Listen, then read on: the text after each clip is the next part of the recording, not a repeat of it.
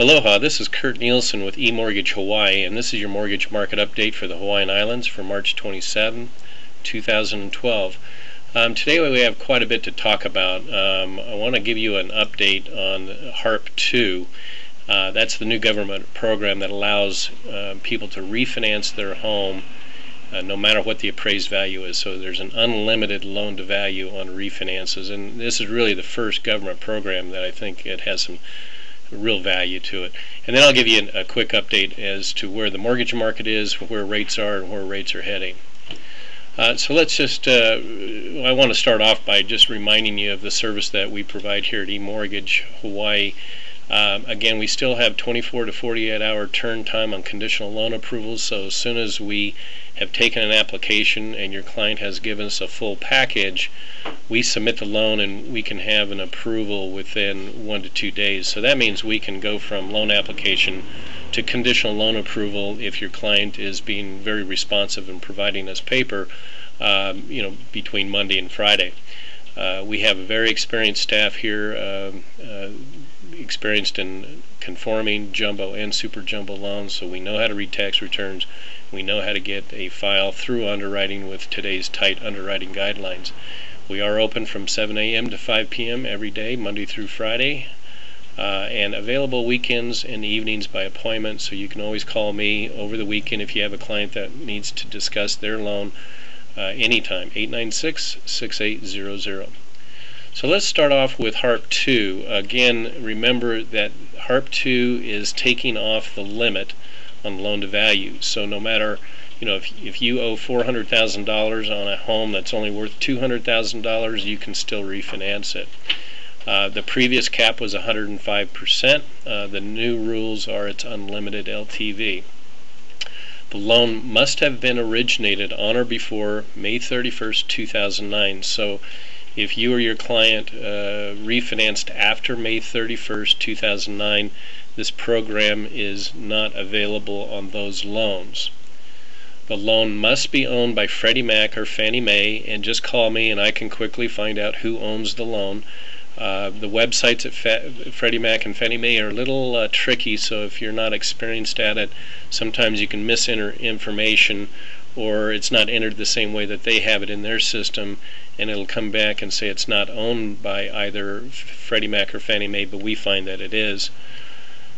If you have no mortgage insurance on your current loan, you will not have to pay mortgage insurance even if you're upside down on your loan. So a really good program. Now this is good on all residential properties, primary, secondary, and investment properties. So a lot of people think that this is only for primary homes, and that is not true. It's available on all residential property. With Freddie Mac, you cannot have a mortgage late in the last 6 months, and you can only have one in the last 12 months. At Fannie Mae, and I'm not so sure this is entirely accurate until you upload into their system, but they're saying that you cannot have any 60-day lates in the last 12 months. I'm wondering if that means you can have 12 30-day lates. I'm not sure of that. So we'll learn as we go along here. You have to have a 620 FICO for primary refis and 680 on seconds and investment property. However, there are some loans that require no FICO requirement and sometimes no income verification. So it's different with every lender and every servicer. I do believe you should use a broker. We have multiple sources of lenders who provide HARP 2 loans. Some lenders, like Wells Fargo, are not refinancing any HARP 2 loans except for those that they service, and there are other lenders that do the same thing. So if your client goes to them and their loan isn't serviced by them, they could waste a lot of time. Whereas I think brokers like myself, we can take the loan to the appropriate lender, and we do have lenders that they don't care who services the loan; they'll refinance it under HARP 2. Okay, on a mortgage market update, the big information this week was Bernanke's statement that the economy just is not going to sustain any kind of job growth without something happening. And I think he's hinting at another QE program, maybe QE3, a lot of money going to go into this. But that pushed the stock market up because that meant that interest rates are going to remain very low, and that boosted the stock market. The rest of the information is really cloudy. It's really mixed news. Unemployment held at 8.3%, so a lot of people were hoping unemployment would come down. Housing starts were down, building permits are up. Pending home sales are down 0.5%. This morning the Case-Shiller home price index came out showing that home prices have fallen another 3.8%.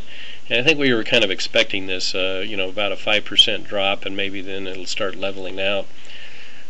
Today we also had consumer confidence back down to 70.2%. It had gone up last month, and I think this is really due to inflation fears, gas prices going up. People are spending a lot of money just filling up their cars, so that money is not going into the economy through other consumer spending. So that's bad for our economy. Tomorrow we're going to see durable orders. That's going to be a big market mover. Last time it was a stunning drop of -3.7%.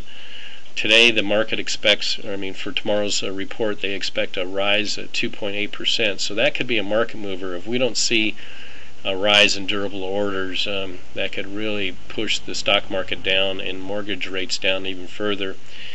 And then we also, later this week, we have initial claims, GDP, Michigan sentiment, Chicago PMI. I think this is all going to be mixed news. There's still a lot of European fears, so I think interest rates are going to stay low for a while. They've gone up, and I'm going to show you here a chart of what's been happening. Let me jump to this chart here. This kind of shows you what mortgage rates have done in the last few weeks. This is a 6-month chart. So we had a nice decline over the last 5 months, and then in the last 2 weeks we've seen this sharp rise in interest rates, and this really is following the stock market. The stock market got up to about 13.3, 13.4. So interest rates kind of followed that trend line. Remember, we're still down here at around 3.75% with a modest origination fee of 0.625. So the difference between us and the rest of the market, that's just profit taking. That's just excessive profit taking. So again, I think we have very low rates, and we tend to be very competitive. This shows you the bond market for mortgage-backed securities. And remember, the higher the price, the lower the interest rate. This is the Fannie Mae 30-year fixed mortgage-backed security. And again, here on February 2nd, we hit the all-time low. And then, we got caught in this channel, and interest rates started going back up, meaning that the price of this mortgage-backed security started heading down, and we got trapped in this range here for last couple of weeks. And that's what caused that sharp rise in interest rates over the last 2 weeks. But now we're seeing this little trend here, and we're kind of now at this apex here where these two trend lines are meeting, and today we jumped above it, which means interest rates dropped again today quite nicely. And so we're out here in kind of no man's land, trying to figure out where our interest rate's going to go. I think the news later this week is going to define where we go. We could drop back down into this range, or if we can get over this 103, we might see interest rates hold at these lower rates that we've had in the last couple of weeks. So that's what we're hoping for, but we're not going to stay here. We're either going to drop back down or establish another floor above 103, so that would be nice to see. So watch the stock market. Later on this week we're going to see some move in rates. Either rates are going to go down even further, or we're going to drop back down and see rates up around that 4% range again. So here's a synopsis of conforming rates. Again, the 30-year fix is at 3.75 with a modest fee of 0.625. We used to get a rebate at 3.75, but now there's a fee. 15-year fix is held pretty steady at 3.125%. The 7-year ARM and the 5-year ARM are both below 3%, as low as 2.5%.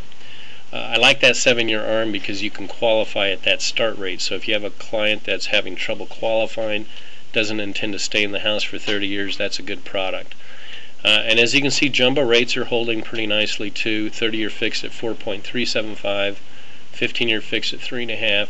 And again, we have that 7 and that 5-year ARM, at 3% or below, which is just like the conforming rate. So all in all, rates are very nice. They're not quite as low as they were around February 2nd, but we're still holding pretty nicely, and we'll see later this week on where rates are going to head. Again, if you haven't downloaded my my mortgage calculator onto your smartphone, you can do that by going to your app store and just typing this word Loan Apps, LOANAPPS, and do a search, and then download that the calculator. And then as you can see here, you can this will allow you to have my mortgage rates on your phone at all times. So I'll be updating those a little bit later today, and this will just pop up on your phone so you can see all of our current rates, and you can email those to your client if you want. And this is what your client will see. It'll have your name at the top, what the mortgage rates are, and my information if they want to call me to get better information. So again, just go to your app store, search for Loan Apps, download the software, and then you can enter my cell phone number 808-896-6800 to activate the software, and it's free. Remember, don't put dashes in. So that's it for today. I hope you have a good week, and if you have any questions, please call me in my office, 808-334-6201.